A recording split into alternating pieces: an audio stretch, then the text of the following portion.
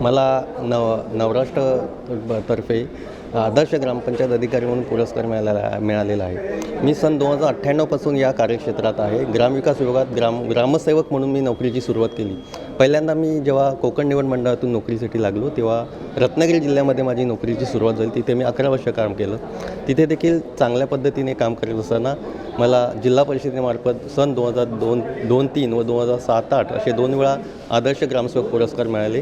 त्याच्यानंतर 2009मध्ये मी माझ्या मूळ गावी म्हणजे इथे पालघरमध्ये आलो आणि पालघरमध्ये आल्यानंतर 2011-12ला देखील मला इथला आदर्श ग्रामसेवक पुरस्कार मिळाला.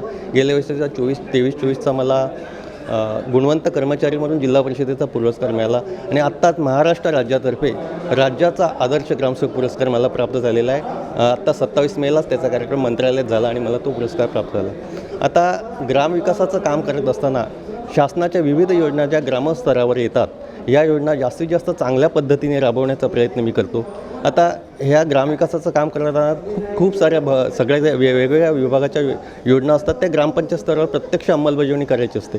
ही अंमलबजावणी करत असताना आपण 100% काम करतो किंवा 100% शासनाने दिलेलं टार्गेट पूर्ण करू शकतो असं नाही.